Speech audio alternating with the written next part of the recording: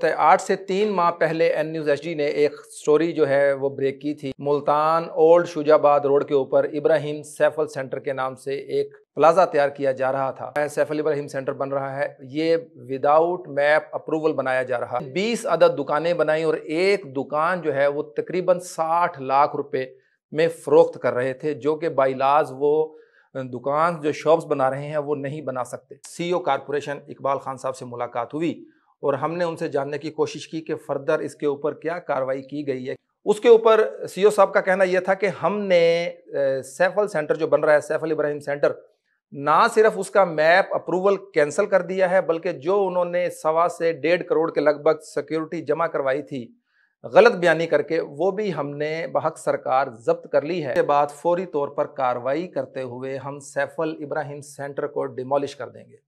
प्लाजे में किसी जगह पे जाके अपनी इन्वेस्टमेंट करना चाहते हैं तो आपको ये जहन में रखना चाहिए कि आप जो इन्वेस्टमेंट कर रहे हैं वो कहीं डूब ना जाए। अस्सलाम वालेकुम नाजरीन, टॉप स्टोरी के साथ ज़ीशान गिलानी एक बार फिर हाजिर खिदमत है। 8 से 3 माह पहले एन न्यूज़ एचडी ने एक स्टोरी जो है वो ब्रेक की थी।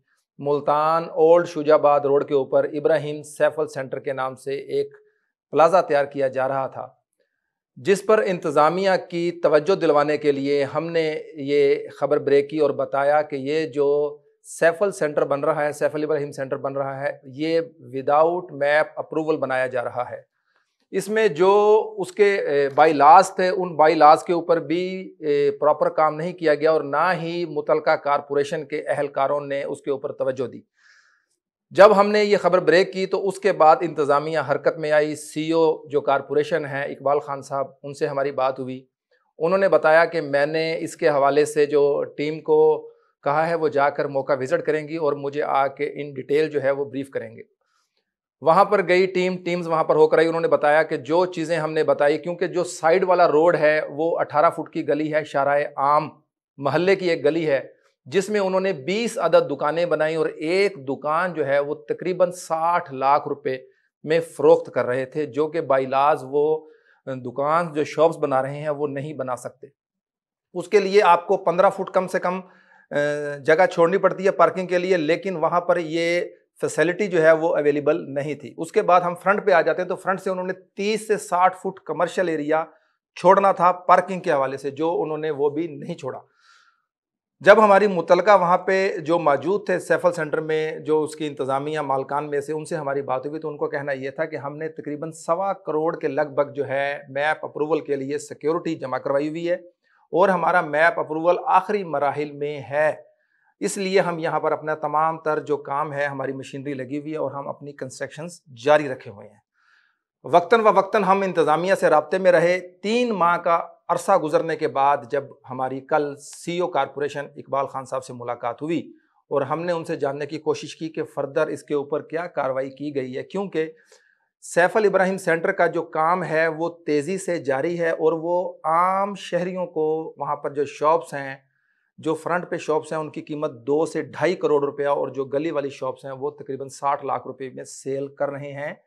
ये लोग बनाकर इसको चले जाएंगे, लेकिन वो जो आम शहरी है उनके लाखों और करोड़ों रुपए जो हैं वो फिर डूब जाएंगे। क्या उसके बाद आप लोग और इंतज़ामिया हरकत में आएगी? उसके ऊपर सीईओ साहब का कहना यह था कि हमने सैफल सेंटर जो बन रहा है, सैफल इब्राहिम सेंटर, ना सिर्फ उसका मैप अप्रूवल कैंसिल कर दिया है, बल्कि जो उन्होंने 1.25 से 1.5 करोड़ के लगभग सिक्योरिटी जमा करवाई थी गलत बयानी करके, वो भी हमने बहक सरकार जब्त कर ली है। और उसके साथ साथ हमने उस सैफल इब्राहिम सेंटर को डिमोलिश करने के भी आर्डर जारी कर दिए हैं। उस पर हमने पूछा कि क्या अब तक इस पे फर्दर कार्रवाई क्यों नहीं की गई डिमोलिश के हवाले से। उन्होंने बताया कि एक अदद कोर्ट का स्टे चल रहा है, जो आने वाले 2 से 4 दिनों में हम उसको कैंसिल करवा लेंगे। हमारी जो लीगल एडवाइज़र हैं, उसके बाद फौरी तौर पर कार्रवाई करते हुए हम सैफल इब्राहिम सेंटर को डिमोलिश कर देंगे। नाज़रीन, हमने आपको पहले भी ये कहा था, आज दोबारा फिर आपको कह रहे हैं कि बारहा जब भी आप अपनी प्रॉपर्टी के रेवेन्यू के मद में कहीं भी इन्वेस्टमेंट करना चाहें तो उससे पहले आप मुतलका डिपार्टमेंट से उनकी तफसीलात ले लिया करें। अगर आप किसी सोसाइटी में जाते हैं कोई प्लॉट ख़रीदने के लिए, घर ख़रीदने के लिए, तो अगर वो एमडीए के अंडर है तो एमडीए से उसकी इन्फॉर्मेशन ले लें। अगर वो ज़िला काउंसिल के अंदर है वहाँ से उसकी इन्फॉर्मेशन लें। अगर वो कारपोरेशन के अंडर है तो वहाँ से उसकी इन्फॉर्मेशन लें। इसी तरह अगर आप किसी कमर्शियल प्लाजे में किसी जगह पे जाके अपनी इन्वेस्टमेंट करना चाहते हैं तो आपको ये जहन में रखना चाहिए कि आप जो इन्वेस्टमेंट कर रहे हैं वो कहीं डूब ना जाए। उसके तमाम तर जो सरकारी डिटेल्स है अप्रूवल की वो आप चेक करें। ये चेक करना आपका हक है ताकि मुस्तकबिल में आपने जो वहाँ पर इन्वेस्टमेंट की है कहीं वो ज़ाया ना हो जाए।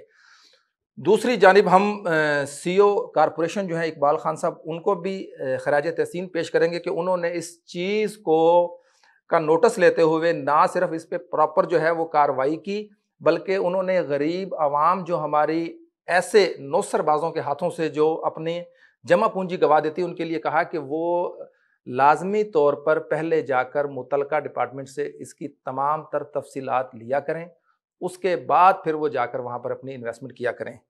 अपने अगले प्रोग्राम में इससे मुतलका हम मज़ीद जो इंकशाफात हैं वो भी बताएंगे और डिमोलिश के हवाले से फर्दर कहाँ तक कार्रवाई पहुँची है वो भी अपने नाज़रीन को बताएंगे और कोशिश करेंगे कि उसमें हमारे साथ जो सीईओ कारपोरेशन हैं इकबाल खान साहब वो मौजूद हों और उन्हीं की ज़ुबानी जाने कि इस 3 माह में किन किन मराइल से उनको गुजरना पड़ा, क्योंकि उनका कहना यह था कि जब भी हम इस तरह की किसी कार्रवाई की तरफ जाते हैं तो हमें फौरी तौर पर कोर्ट का सामना करना पड़ता है। कई लोग हमारे खिलाफ कोर्ट में चले जाते हैं और हमें अपनी ड्यूटी जो है वो सरअंजाम देने में काफ़ी ज़्यादा दुश्वारी पेश आती है और ना सिर्फ बल्कि हमें कोर्ट्स के चक्कर लगाकर दफ्तर से हमें और दफ्तरी कामों से दूर किया जाता है। अपने मेज़बान ज़ीशान गिलानी को इजाज़त दीजिएगा। अगले प्रोग्राम तक बहुत जल्द आपसे दोबारा मुलाकात होगी। अल्लाह ने के बाद।